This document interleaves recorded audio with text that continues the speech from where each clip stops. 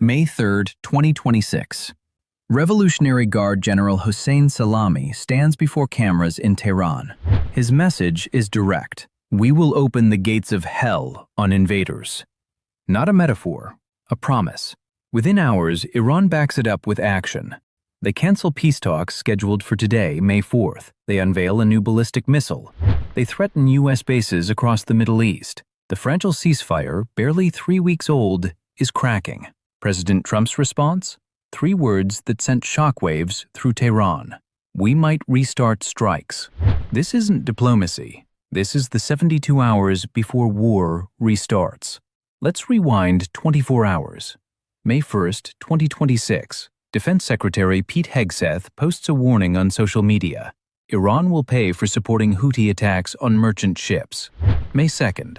Iran's Foreign Minister Abbas Araghchi was supposed to meet U.S. negotiators in Rome.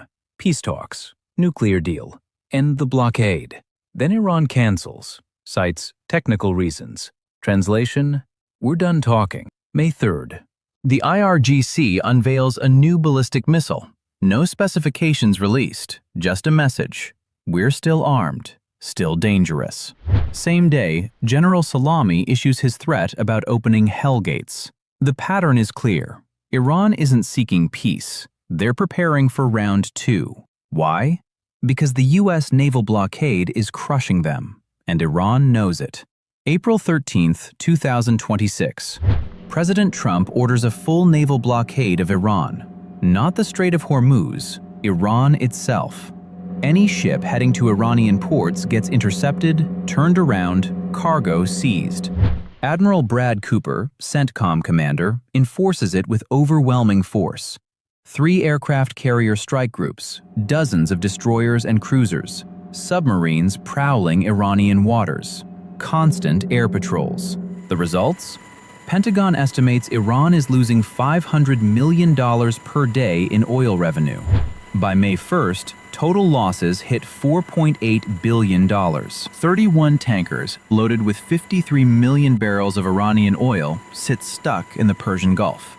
Can't move, can't sell. Just sitting there bleeding money. Iran's economy was already collapsing. Protests, inflation, infrastructure failing. Now, complete economic strangulation.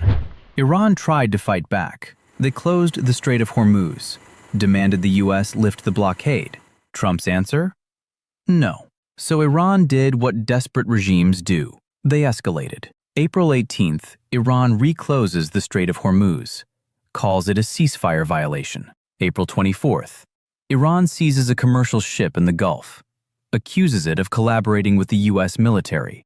Then the real escalation. Iran seizes 2 international cargo ships. The MSC Francesca, flagged under Liberia. The Epaminondas, Panama flagged. Hostages. Leverage. Trying to force Trump to negotiate. But here's Iran's problem. Trump doesn't negotiate under threats. Meanwhile, the ceasefire is theater. Both sides are positioning for the next fight. U.S. intelligence reports Iran is digging up weapons buried during the war. Missiles. Drones. Rebuilding their arsenal during the supposed peace. Iran accuses the U.S. of the same thing, using the ceasefire to resupply and reposition forces. They're both right. This isn't a ceasefire. It's a reload. And General Salami just announced they're done reloading. May 14th, 11 days from now, might be the day everything changes. Because on that date, 52 U.S. senators and 177 congressmen sent Trump a letter. The message?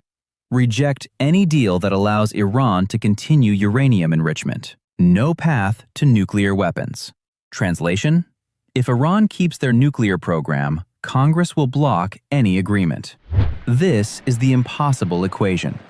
Iran's demands are clear. Lift the blockade. End sanctions. Allow uranium enrichment. Keep ballistic missiles.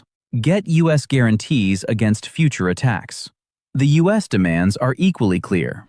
Dismantle all nuclear enrichment. Destroy the ballistic missile program. Stop supporting Hezbollah and the Houthis. Open the strait permanently. There is zero overlap. Iran won't give up nukes. The U.S. won't accept Iran with nukes. So what happens? Trump has three choices, all bad. Option 1. Accept the stalemate, keep the blockade running, let the ceasefire continue indefinitely. Iran slowly rebuilds, eventually gets nukes anyway. The problem? This just kicks the can down the road. It guarantees a future war, probably bigger and bloodier. Option 2. Lift the blockade and make a deal. Give Iran sanctions relief, allow limited enrichment with inspections. The problem? Congress will never approve it. Iran will cheat within months, and Israel will go ballistic. Literally. They've already threatened to strike Iranian nuclear facilities on their own if Trump makes what they consider a weak deal. Option 3. Restart the war. Finish what they started February 28th. Target Iran's nuclear sites, the buried uranium stockpiles, the ballistic missile facilities. Trump's threat from March is still fresh in everyone's memory. Knock out every power plant and every bridge. He never did it. The ceasefire stopped him, but that threat is still on the table. And General Salami just reminded him why it might be necessary. Right now, today, May 4th, 2026, the world is waiting. Iran canceled talks.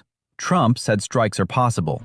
The IRGC is threatening hell. What are the triggers that could restart this war within hours? Trigger 1.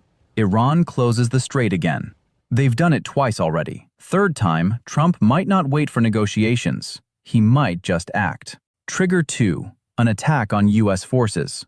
Iran has threatened bases in Qatar, Bahrain, and Kuwait. One missile, one coordinated attack, and war restarts instantly. Trigger 3. Nuclear breakout. Intelligence reports confirm Iran moved enriched uranium to unknown locations during the chaos of the February war. If they sprint for a bomb, the U.S. and Israel strike immediately. No warnings, no negotiations. Trigger 4. Failed talks. The next round of negotiations, if they even happen, might be the last chance. If Iran walks away or makes impossible demands, Trump has his excuse to resume operations. Here's what military analysts are watching right now. U.S. bomber deployments. Are B-2 stealth bombers returning to theater? Aircraft carrier movements. Is a fourth carrier strike group heading to the Middle East? Israeli Air Force activity. Are they conducting joint strike planning with the U.S.? Satellite imagery of Iranian missile sites. Are they repositioning launchers, indicating preparation for strikes?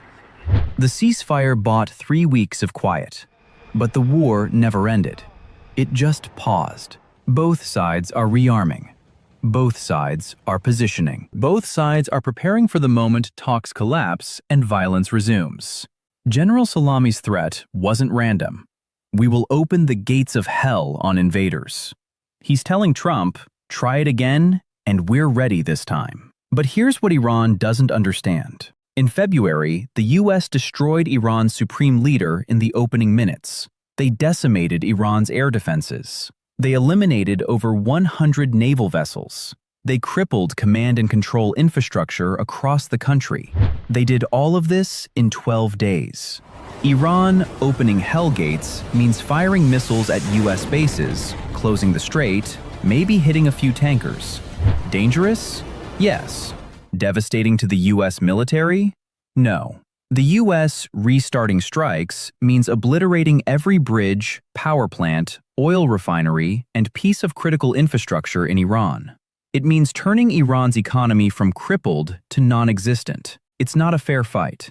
It never was. Iran is playing chicken with a superpower that already proved it can decapitate their regime in hours. Trump's calculation is brutal but simple. Does he end this now, completely and permanently, or does he let Iran rebuild and fight this exact same war again in 2 years? Except next time, Iran might actually have a nuclear weapon. The blockade is working. Iran is bleeding economically. Their people are suffering. But it's not enough to force surrender. Sanctions haven't changed the regime's behavior. The ceasefire hasn't produced concessions. So Trump has a choice. And General Salami just made it easier by threatening American forces again. May 3rd, 2026. Iran threatens to open the gates of hell. Trump says strikes might resume. The world holds its breath.